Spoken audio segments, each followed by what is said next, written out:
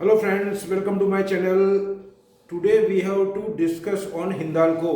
हिंदाल्को का रिजल्ट कल ही आया है तो उसके लिए मैं आपको बताना चाहूँगा।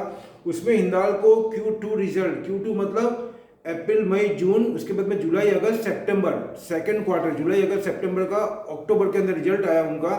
वो consolidated profit after tax jump 783% year on year my dear, beats estimate sale rise by 53%। अब मैं आपको बोलूँगा कुमार मंगलम बिरला की जो ये कंपनी है वो बहुत ही एग्रेसिव है। और दूसरा मैं आपको कुछ बात ऐसी ऐड करना चाहूँगा, मैंने आपको ऑलरेडी बता चुका हूँ कि पूरे चाइना के अंदर ड्यू टू इन्वायरमेंट को लेकर के और विंटर के अंदर, और उनकी पॉलिसी जो पिछले 1-1.5 साल से बहुत स्ट्रिक्ट है इन्वायरमेंट को देखते हुए और कार्बन एमिशन ग्रीन हाउस को देखते हुए, बहुत से प्लांट बंद हो गए और दूसरा प्रोडक्शन कट हुआ है, और जो चालू है उसको बहुत ही स्ट्रिक्ट कंडीशन के साथ में चालू करना है। मतलब वो कार्बन एमिशन के और एनवायरमेंट डैमेज के कुछ कंडीशन दे दिए, उसको वो फुलफिल करते हुए प्रोडक्शन करना है। मतलब बहुत ज़्यादा प्रोडक्शन कट होगा वहाँ पे। तो ये देखते हुए इंडिया के अंदर भी ये पॉलिसी अडॉप्ट है, लेकिन इतने रिस्ट्रिक्ट रूल नहीं है। सभी carbon emission green house gases को और एनवायरनमेंट को डैमेज करने के लिए, प्रोटेक्ट करने के लिए सब काम कर रहे हैं। मैं ऐसा नहीं बोल रहा हूँ नहीं कर रहे हैं, लेकिन उसके अलावा भी हमारे यहाँ पे थोड़ी लिबरलाइजेशन है कंपेयर टू चाइना। और दूसरा, एल्यूमिनियम के अंदर इतना मॉडिफिकेशन हो रहा है, इतना इनोवेशन हो रहा है कि वो कंपेयर टू स्टील की जगह, मतलब एक स्टील का ऑप्शन के रूप में देखा जा रहा है। ये मेन बात है। मेरा कहने का मतलब ये है कि एल्यूमिनियम जो है वो स्टील के कंपेयर में काफ़ी सॉफ्ट मेटल है, काफ़ी लाइट वेट मेटल है, और उसके अंदर जो इसको मेल्टिंग मतलब उसको पिघालना जिससे कि हम अलग अलग पार्ट्स के अंदर आकार दे सके, उसका जो कॉस्ट है, इन शॉर्ट में आपको मैं कंक्लूजन दूं तो कंपेयर टू स्टील के अंदर उसका जो मैन्युफैक्चरिंग कॉस्ट है वो 40% ही है, 60% लो है कंपेयर टू स्टील। अब उसके अंदर इनोवेशन करके वो इस टाइप का एल्यूमिनियम बना रहे हैं जो कि स्टील के कंपैरिजन में काम कर सके।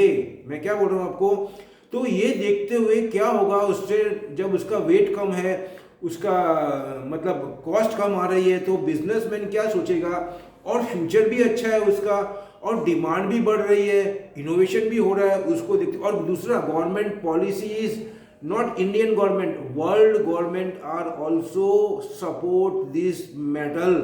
तो उसके तहत यही रिजल्ट निकलता है कि इसका फ्यूचर बहुत ब्राइट है।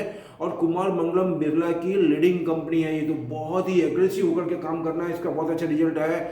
एल्यूमिनियम के अंदर बहुत ज़्यादा अपॉर्चुनिटी है, कॉपर में भी है। और हमारे यहाँ पे जो गवर्नमेंट ने पॉलिसी ली है, विश्व में पॉलिसी ली है, यूएसए का हमको 1 ट्रिलियन का इंफ्रास्ट्रक्चर का प्रोजेक्ट जो उन्होंने अप्रूव करा वो भूलना नहीं है।